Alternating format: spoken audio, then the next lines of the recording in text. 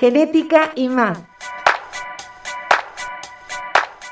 donde la bióloga Laura Doval te llevará a descubrir el maravilloso mundo de la genética en plantas, hongos, bacterias, virus y organismos superiores, así como la importante genética humana. Expertos en temas médicos y biológicos te guiarán para entender de manera sencilla y amena esta fascinante ciencia. Programa no solo dirigido a profesionales de la salud, es un programa informativo que va dirigido al público en general.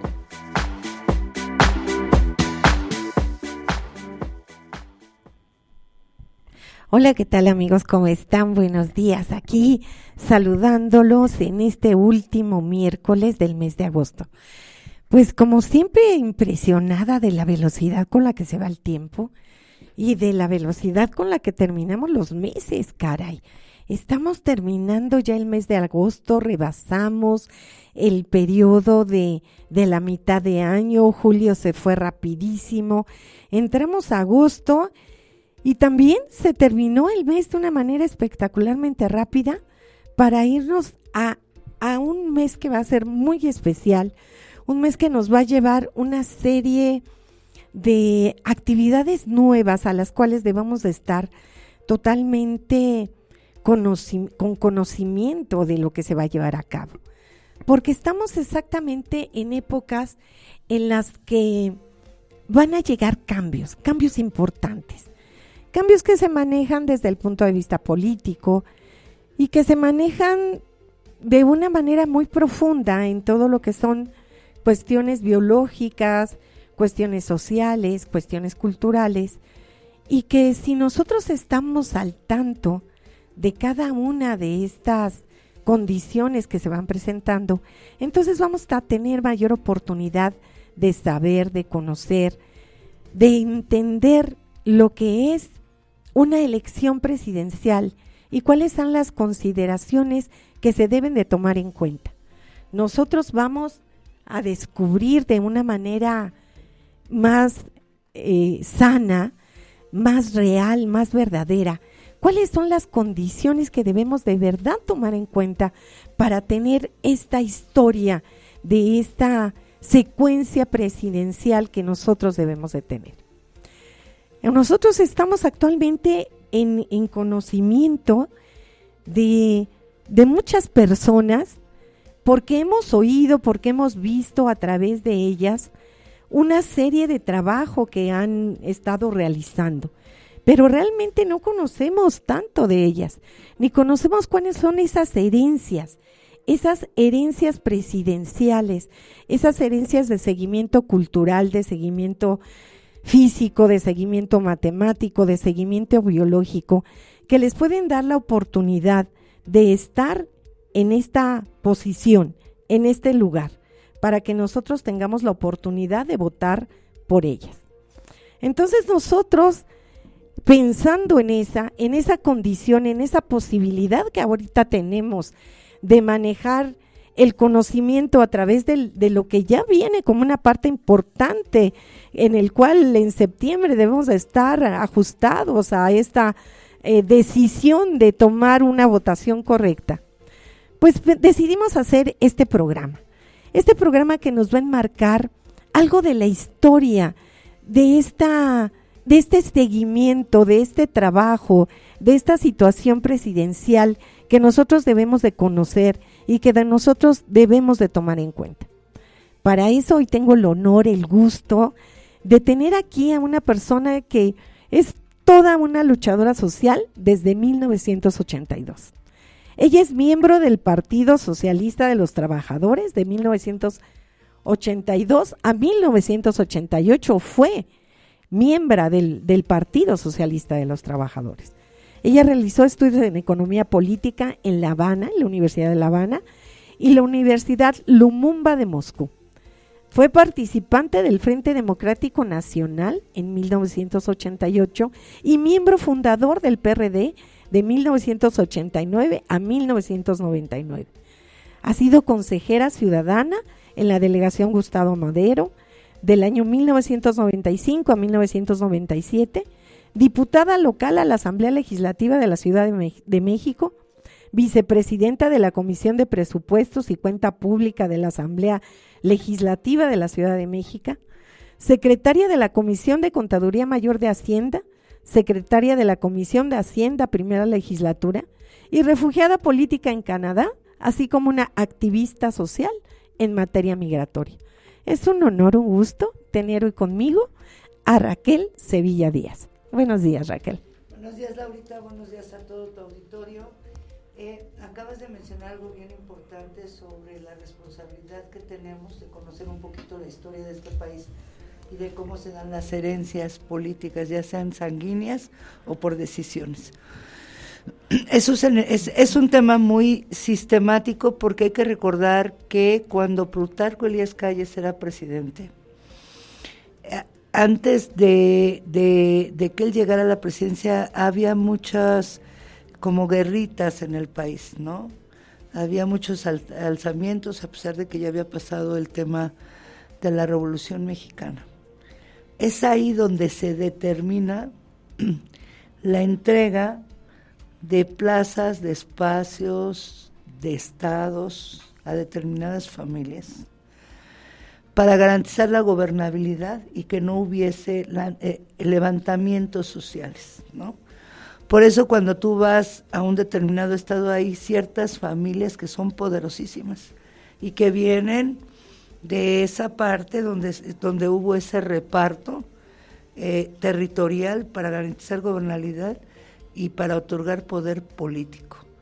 Por muchos años en este país se hicieron presidentes municipales, diputados locales, diputados federales, senadores, ciertas familias, principalmente en el PRI, al que se le denominaba en aquella época la familia revolucionaria.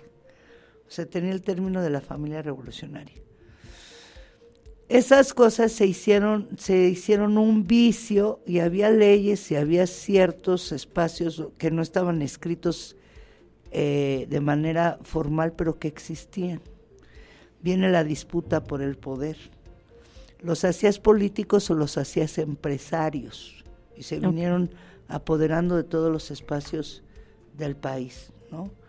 Se viene haciendo una denuncia por todos aquellos que posteriormente luchaban y trabajaban, y tenemos casos que ahorita los vamos a ver, disputando precisamente esos cacicazgos y esa manera tan autoritaria de gobernar y que hoy por hoy se sigue dando, que es delicadísimo.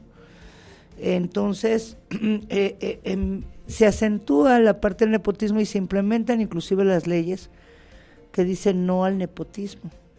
Y es una práctica hecha, persistente, particularmente en este gobierno, que no dista mucho de lo que era el PRI. Te das cuenta, por ejemplo, en el caso de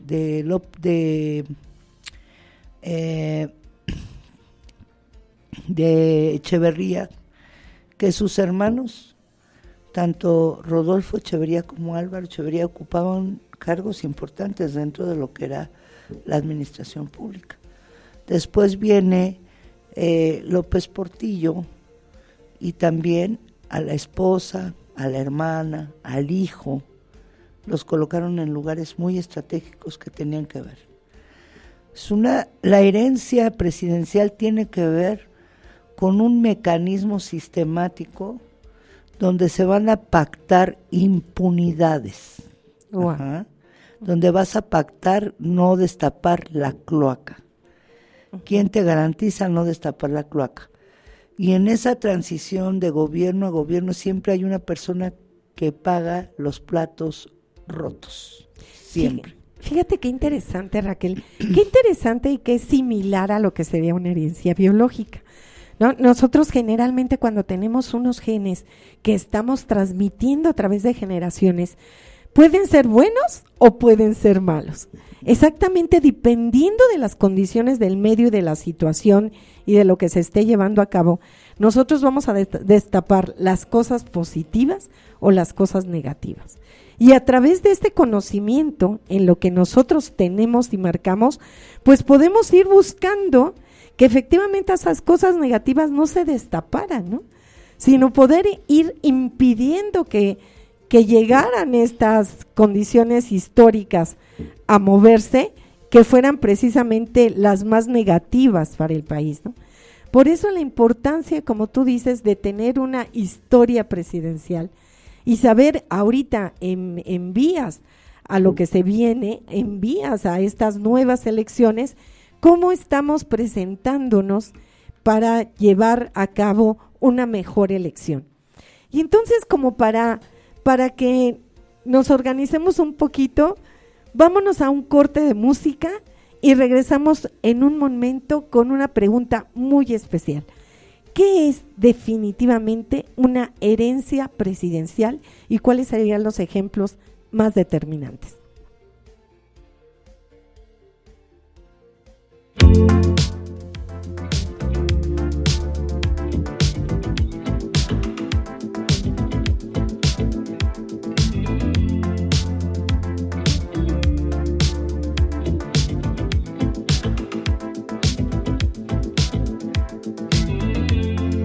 Sold it slower to find your man,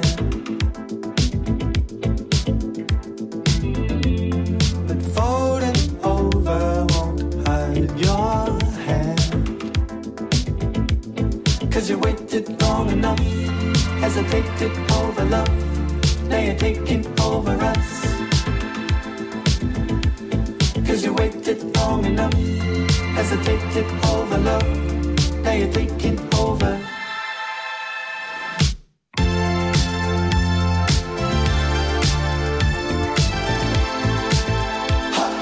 Ooh, I can't just believe it.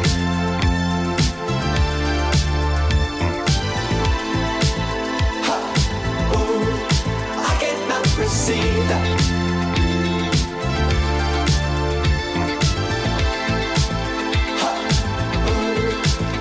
Just believe it.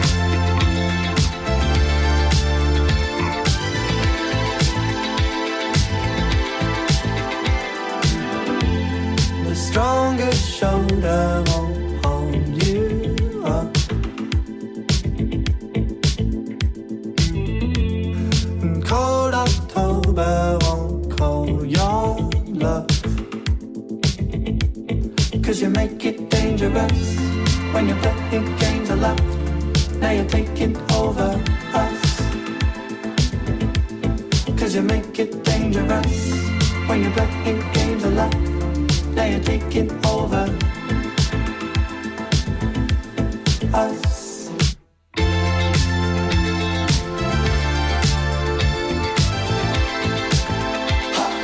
Ooh, I can't just believe it.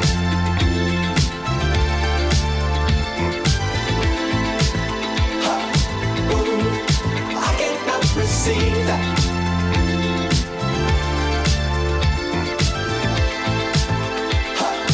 Ooh, but I can't just believe it.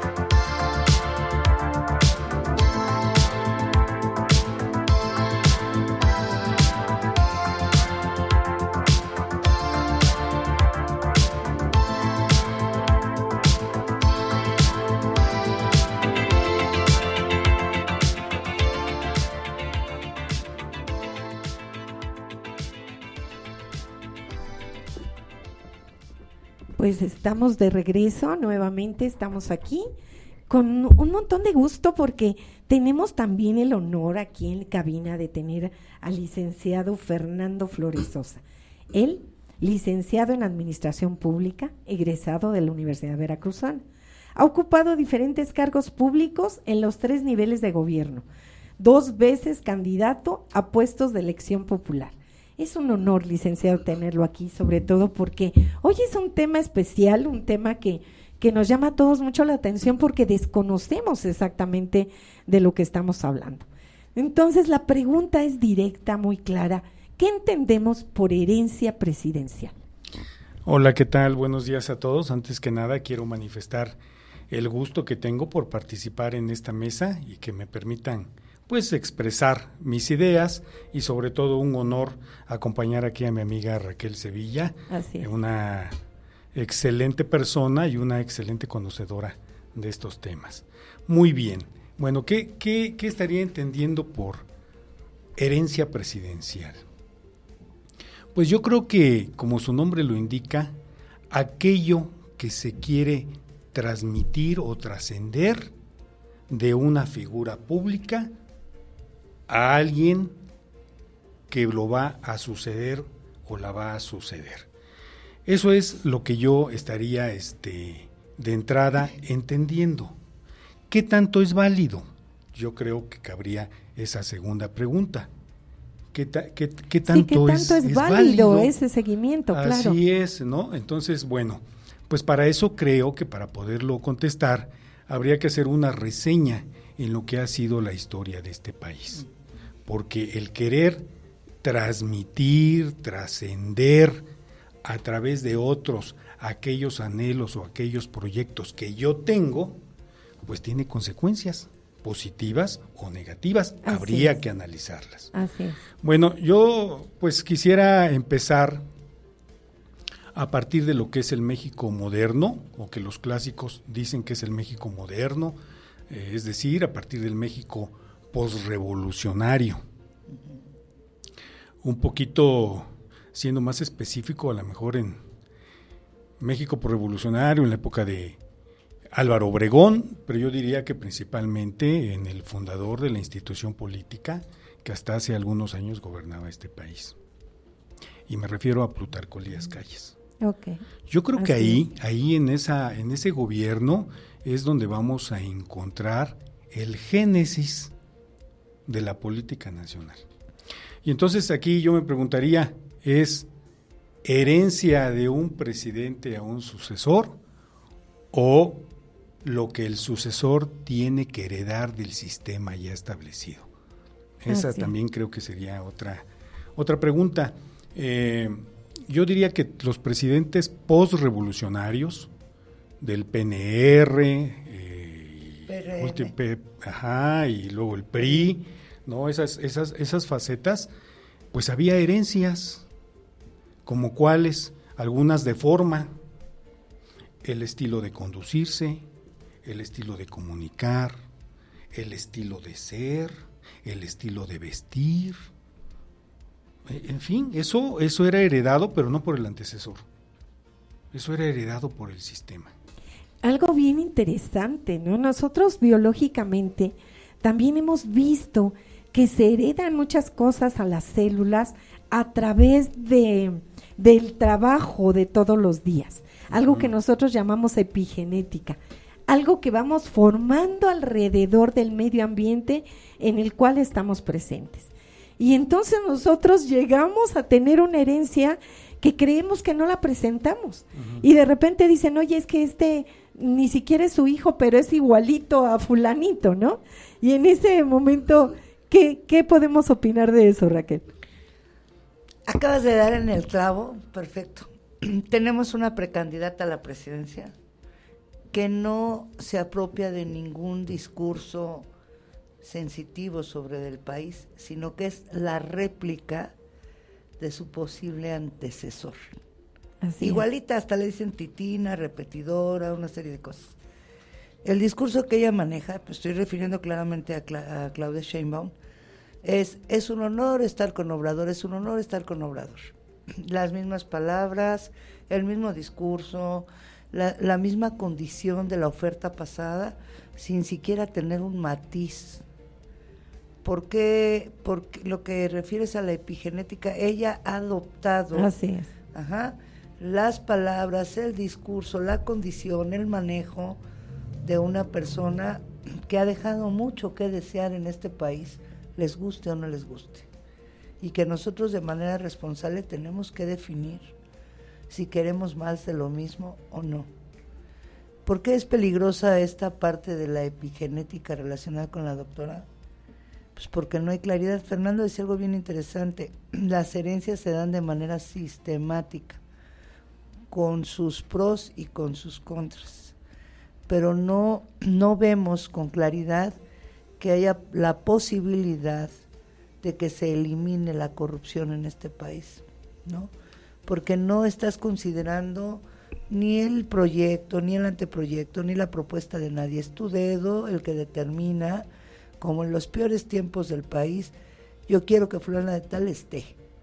Aquí no valen ni las capacidades, ni el trabajo, ni toda la trayectoria. Pues si revisamos trayectorias, yo creo que el mejor candidato que habría sería Marcelo Ebrard, indudablemente, hasta el propio Monreal, porque tienen oficio político, porque traen toda una trayectoria que no es epigenética, que la han forjado desde su trinchera, desde su espacio, desde su trabajo, que no son hijos de papá y mamá, pero que no garantizan una continuidad sin que haya costos que se tengan que pagar.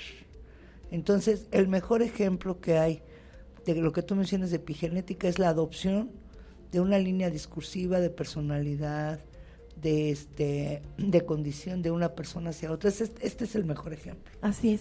Y por ejemplo, licenciado, ¿cuáles serían las carreras profesionales que han llevado este camino? Porque muchos de nosotros como que no entendemos, ¿no?, hasta dónde llega el enfoque de esa carrera profesional que nosotros debemos de visualizar para tener una buena elección de un buen candidato, ¿no? ¿Cómo debemos de valorar eso por una carrera profesional y no por una herencia? Sí, claro. Bueno, digamos, siguiendo con este México revolucionario, pues la mayoría eran abogados. Yo creo que aquí habría también que fraccionar los niveles de gobierno, ¿no? Creo que a nivel presidencial y a nivel gubernatura se estilaba mucho que fueran gente conocedora de las leyes, gente conocedora de las normativas, ¿no? Se le daba esa prioridad, pero si bajamos a nivel un poco más llano, a nivel municipio, generalmente se acostumbraba que fuera el doctor, el profesor, porque son los que tenían más vínculo con la gente. Sí, son los que manejaban un vocabulario más llano y le llegaban a la sociedad de esa comunidad. Sin embargo, también creo que en los últimos años ya la profesión no ha sido alguna limitante. Lo hemos visto hoy que hay políticos que se han caracterizado por hacer un buen gobierno dentro de los parámetros que existen para poder evaluar un buen gobierno de un mal gobierno, tanto a nivel nacional como a nivel mundial, y no necesariamente caen en alguna profesión en específico.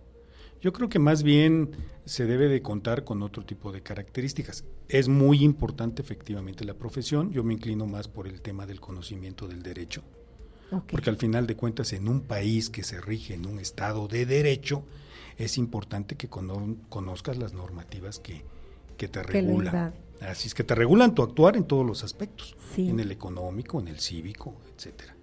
Y regresando un poco a esto de las herencias, nosotros también, no sé, yo siento, ¿no?, que uno de los ejemplos más claros que tuvimos en algún momento fue con la familia Colosio, ¿no?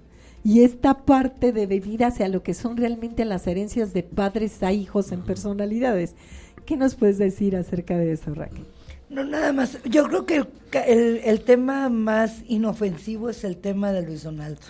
Déjame que te lo diga. Sí.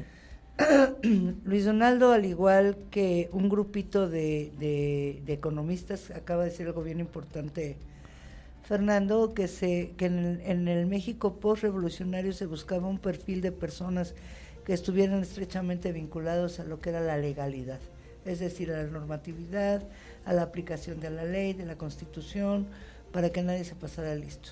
Pero aquí hay un parteaguas. Casi la mayoría de todos los presidentes fueron abogados hasta Miguel de la Madrid. Cuando surge un nuevo modelo económico que se implementa a nivel mundial, que México no fue la excepción, que fue el modelo neoliberal, viene una lucha muy fuerte entre los abogados y los economistas. El último abogado que gobernó este país fue López Portillo. De ahí llega Miguel de la Madrid siendo economista. Así es. Entonces ahí hay una bifurcación dentro del PRI, del Partido de Revolución Institucional, donde los economistas que apoyaban el modelo neoliberal empezaban a descalificar a la clase política histórica del país y le decían la familia revolucionaria. Así es. En estos nuevos o en estos neopolíticos, porque además hubo toda una planeación desde su formación política que los empezaron a mandar al ITAM, ¿verdad? O sea, y del ITAM los mandaban a Harvard, porque era la universidad que correspondía a este nuevo modelo económico. Surge Miguel de la Madrid, Carlos Salinas de Gortari, Luis Donaldo Colosio, Ernesto Zedillo, y todos economistas. Son una serie de economistas que les decían los toficos, porque qué ricos, ¿no? Así, venían de familias de mucho dinero, que entendían el mercado, que lo entendían perfectamente bien. Y aquí surge algo bien interesante. Miguel de la Madrid, por cuestiones de economía, yo creo que es la peor crisis que se vivió después de 1982, con una inflación brutal, con una devaluación brutal, que no logra estabilizar ni el mercado ni la forma de gobierno en el país. La verdad es que no hubo un estallido social en ese momento, porque los mexicanos o somos muy nobles o a veces somos muy tontos. Pero es hasta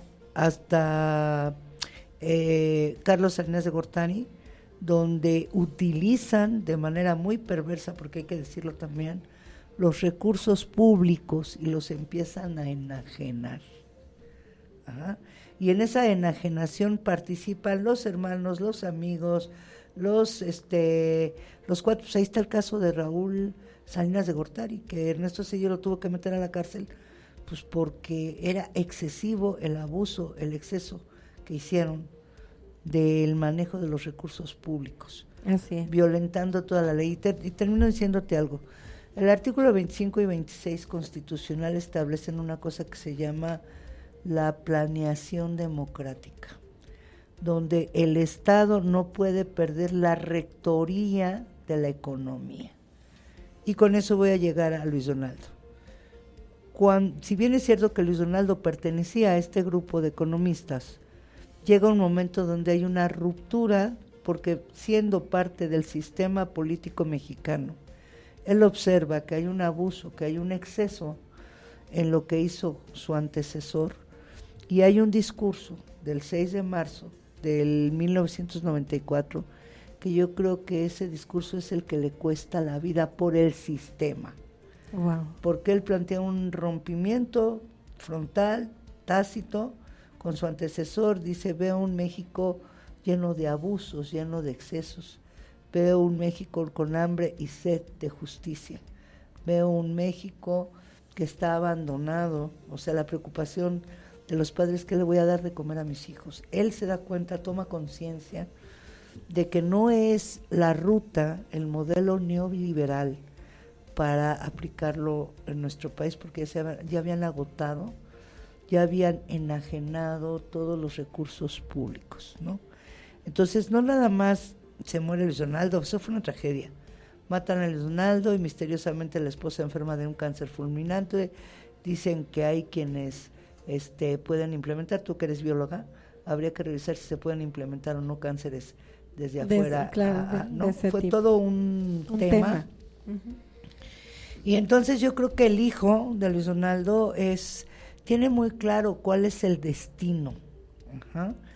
Porque finalmente se acerca en condiciones distintas al papá. Ha sido un muchacho mucho más reservado, posible candidato también a la presidencia, yo no sé si en esta o en la que sigue, pero la parte de la herencia que él adopta es un antecedente dolorosísimo. Ajá. Él, a diferencia de otros hijos, como es el caso de Lázaro Cárdenas Batel, que es hijo de Cuauhtémoc Cárdenas, ¿verdad?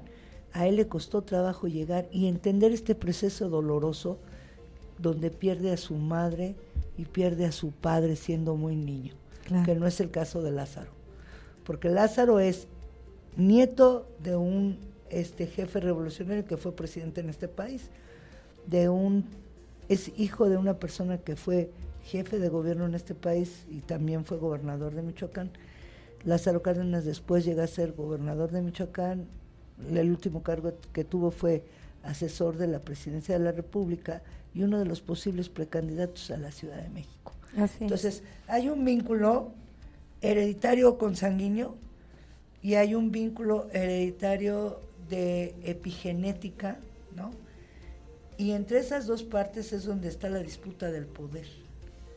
Cuando tú intervienes porque eres destacado, porque eres brillante, porque vas a participar, viene un acotamiento de la propia clase política en detrimento, en descalificación. Ahí está el caso, han descalificado brutalmente a Xóchitl Gálvez, han descalificado brutalmente también a Beatriz Paredes, cuando son dos personajes que se hicieron en la brecha del trabajo, ¿no? Y que la única cualidad, aparte de la epigenética que aplica la doctora Sheinbaum, pues es haberle dado supuestamente un hijo, o sea, es la madre del nieto del presidente.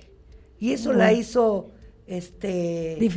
diferente y la hace acreedora al ingreso de la política al más alto nivel sin un solo antecedente de gobierno, excepto haber sido secretaria de Ecología durante el sexenio de Andrés Manuel, ¿no? Y hay que hablar claro, pues. Claro. Porque el que sí tenía un antecedente político es su ex esposo, Carlos Simas. Entonces también ahí te das cuenta de que hay otro escenario de herencias, de nepotismo, el caso particular de la secretaria de Gobernación, que es la hija de uno de los miembros fundadores del PRD y acompañante histórico de Andrés Manuel, que es Berta Luján, ¿no?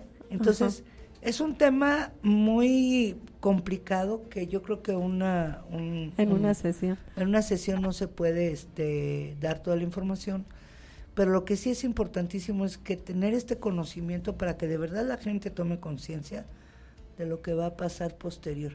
Queremos una herencia igual, una herencia llena de impunidad, una herencia llena de nepotismo, una herencia llena de opacidad, o tenemos la obligación como ciudadanos de darle oportunidad a otra persona que ha venido creciendo en esta brecha, para poder avanzar. O sea, esa sería como la parte medular del tema. Y bueno, que con esta parte tan importante que nos comenta Raquel, que es cierto, porque muchos de nosotros la desconocemos, o sea, a veces la gente no es que se deje llevar, ¿no? Sino que yo creo que el peor error es no tener la inquietud por conocer, por saber, para poder tomar una buena decisión. Y en ese caso, licenciado, realmente nosotros, ahora a la cercanía ya de estas elecciones que son tan importantes, ¿qué es lo que tenemos que tomar en cuenta en estas personas que nos están brindando este marco de herencia cultural realmente, herencia genética? Es solamente una herencia putativa por el cariño que se le tuvo a esa persona y la adopción que hizo a ella, ¿no? ¿Qué es lo que debemos tomar en cuenta en este momento? Sí, cómo no. Primero yo quisiera decir o analizar el contexto en el que nos encontramos para poder concluir qué es lo que más nos conviene y en qué nos tendríamos que fijar. Hoy el México actual está viviendo un contexto de polarización, de división social. Sí, claro. ¿Sí? O estás conmigo o eres mi enemigo. Y esa parte creo que no se debe permitir. México en todos los sentidos es una sociedad plural, una sociedad donde han prevalecido grupos de personas, asociaciones tanto de derecha como de izquierda, y ahí vamos a encontrar toda una amplia gama de pensamiento político. Y yo creo que esa sí debe de ser una herencia social que debe de permanecer y transmitirse a las siguientes generaciones. Esa pluralidad y ese respeto al pensamiento diferente. En ese sentido, ¿qué tendríamos que fijarnos de quienes ahora aspiran a gobernar este país? Pues yo diría que su capacidad de consenso, su capacidad de unidad, ¿sí? Es para mí, creo que la parte más más importante de reconciliación. Aunque, ojo, la reconciliación también pasa por un sistema de impartición de justicia efectivo que haga justicia a todos los agraviados en este país. Entonces, obviamente a partir de ahí se derivan muchas otras cosas, quien presente un mejor plan de gobierno, sensato, racional, ¿sí? Pero creo que lo más importante es alguien que tenga la capacidad de convocar a la unidad nacional y de refrendar los mecanismos y las instituciones donde pudiésemos dirimir las diferencias normales que todos como mexicanos tenemos. Claro. Y si hablamos un poco, o sea, nosotros ahorita estamos pues pensando que realmente va a ser este partido que nos rige en este momento, hablemos de Morena definitivamente, este partido que es el que rige ahorita las principales, pues la mayor cantidad de estados, la normatividad aquí en el Distrito Federal, o sea, o en la Ciudad de México, perdón. ¿Qué tanto tenemos posibilidad que por herencias presidenciales resurjan otros partidos que creemos ya están eliminados? Aquí hay un tema interesante. Si tú analizas cómo se conformó Morena, porque eso es importantísimo tener el antecedente. Andrés Manuel llega a la ruptura con Carlos Salinas de Gortari, perteneciendo al PRI. Él era un dirigente petrolero, sí muy echado para adelante, sí muy arriesgado, pero él venía del sistema político postrevolucionario. Y yo creo que es una de las personas que rompe precisamente con ese nuevo modelo neoliberal. Eso hay que destacarlo de él. Pero que se acomoda hábilmente en ese perfil de autoritarismo, que yo lo compararía inclusive con gente como Stalin, de verdad. Wow. O gente como Nicolae Ceausescu, que dieron un rostro hacia la sociedad hasta que no descubrieron todo lo contrario, que eran verdaderamente criminales sociales. Y soy responsable con el comentario que hago. Claro. Verdaderos responsables sociales.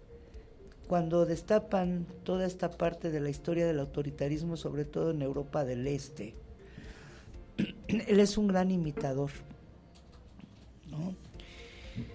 Cuando él dice, tenemos que conformar los comités de la 4T, de defensa de la 4T, es un modelo viejo, eso es un modelo que se implementaba en Rusia, con la KGB, se implementó en Rumanía, con la Securitate, se implementó en Cuba, con el Comité de Defensa de la Revolución Cubana.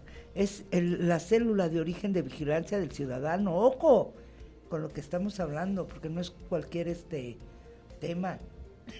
Él tiene muy claro cómo llegar a la conquista de los pobres. ¿Por qué? Porque sabe las necesidades, porque es un estadista en el sentido de que conoce perfecto que más del 50% de este país vive en extrema pobreza. Así es. Y que los cautiva con un discurso de pan, agua, circo y 5 pesos para que sobrevivas. Pero no hay de manera responsable, un escenario que determine que es el mejor modelo a seguir, ¿no? Entonces, en el caso particular de la Ciudad de México, la gente es mucho más pensante. Los grandes movimientos sociales no se han hecho con la gente que no tiene conocimiento. Los grandes movimientos revolucionarios el origen es gente pensante, es gente que conoce la historia, que tiene un rango académico o intelectual, pero aparte de eso que es intuitivo. Entonces yo creo que la ciudad que menos riesgos tuviera en este mecanismo es la Ciudad de México. Porque hay un descontento, porque la gente de la Ciudad de México no admite que haya el nivel de violencia que hay, que el nivel de polarización que existe. Yo creo que hay mayor conciencia en el ciudadano que habita lo que era el Distrito Federal, ¿no? Y eso también, yo creo que pone en riesgo este proceso electoral en el mejor sentido de las palabras, porque si tú fuiste gobernante de la ciudad y eres candidato a la presidencia y no ganas tu ciudad, de entrada estás deslegitimada. Aquella persona que quiere ser presidente y no gana la ciudad, está deslegitimado. El centro del pensamiento político y social, le guste a quien sea, es la Ciudad de México, claro. Es la capital del país, ¿no? Entonces, yo creo que va a haber una elección sumamente reñida. Yo pienso que las personas que ostentan el poder creen que van a aplastar porque la oposición no tiene... A ver, la oposición no son los partidos políticos. La oposición es una oposición social al régimen que ya no quiero yo que me siga conduciendo. Entonces, también los riesgos de la polarización implican que tienen que ceder terrenos. Nadie nunca entendió lo que era la Cuarta Transformación. La Cuarta Transformación es un cambio no de gobierno, sino de régimen. Wow. Ajá, que no es lo mismo. Claro. Ellos llegaron al poder no por la vía armada, llegaron al poder por la vía electoral. Sí, y el cambiar un régimen también implica romper con la ley de manera irresponsable, porque ellos han violentado todo proceso normativo y jurídico que te daba gobernabilidad en el país. Hay miles de denuncias de corrupción, no hay nadie en la cárcel. Te pongo el ejemplo del Instituto Nacional de Migración. No sé cuántos muertos en Ciudad Juárez, y el comisionado sigue siendo el mismo. Ajá. Sí. Muchas denuncias en contra de Ana Gabriela Guevara, y ella sigue al frente de la Secretaría del Deporte. O sea, los escándalos políticos de los que se ha hecho cargo este gobierno, él los traduce en ataques de la derecha, pero hace pedazos a cualquier gente de la derecha que haya caído en un error, por muchísimo menor que los que han cometido varios que ostentan el poder en este país.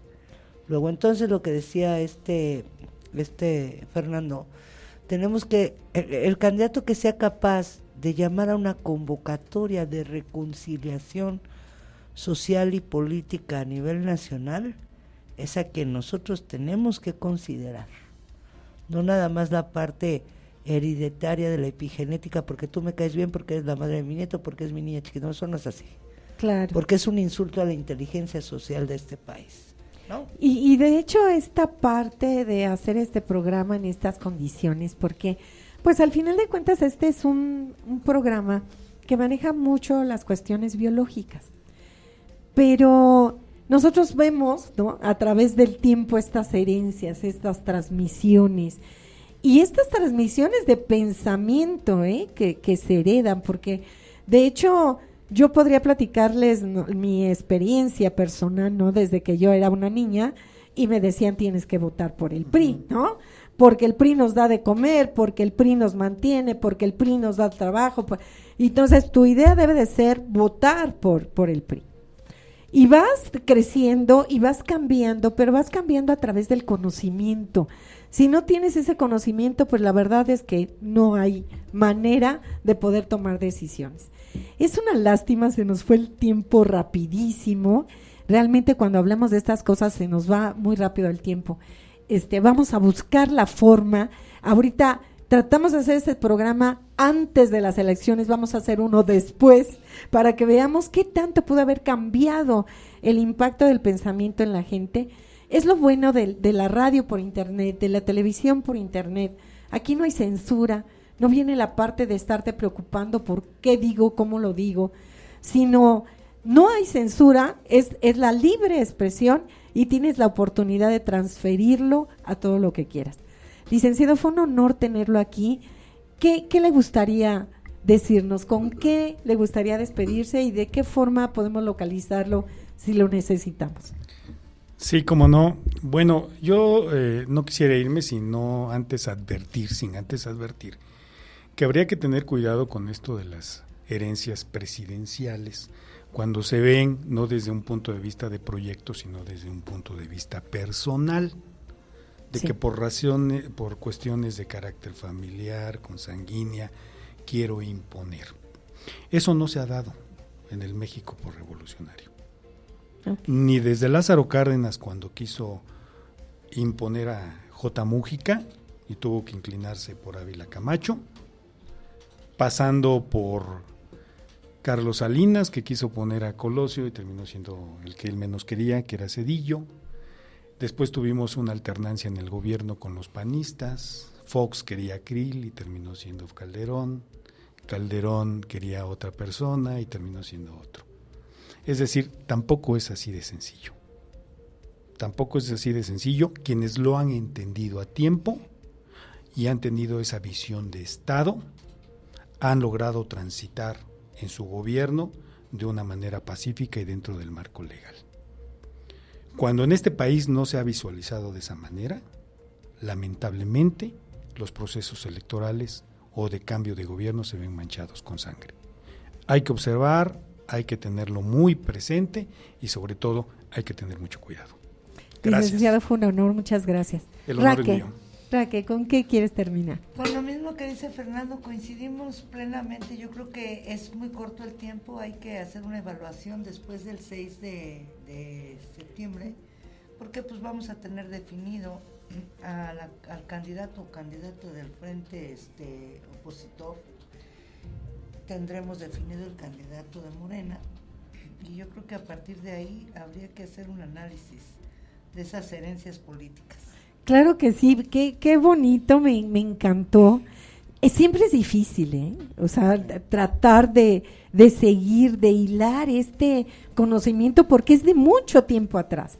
Son cosas históricas realmente que vas avanzando en el manejo para poder llegar a una conclusión y yo, al igual que ustedes, pienso que tenemos que hacer un siguiente programa después del día 6 y valorar qué tanto nos hace falta, aún dentro de esta Ciudad de México, en la que ya presumimos a veces de que tenemos todas los pelos de la burra en la mano, ¿no?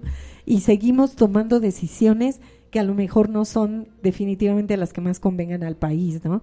O en este caso a nosotros mismos, a nuestras familias y a nuestras herencias, ¿no? A lo que vamos a dejar porque es un seguimiento en el conocimiento y en la biología de lo que presentamos. Fue un honor tenerlos en el programa Genética y Más.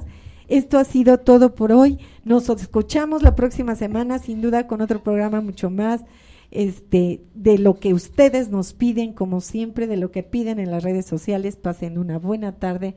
Muchas gracias. Gracias. Linda tarde.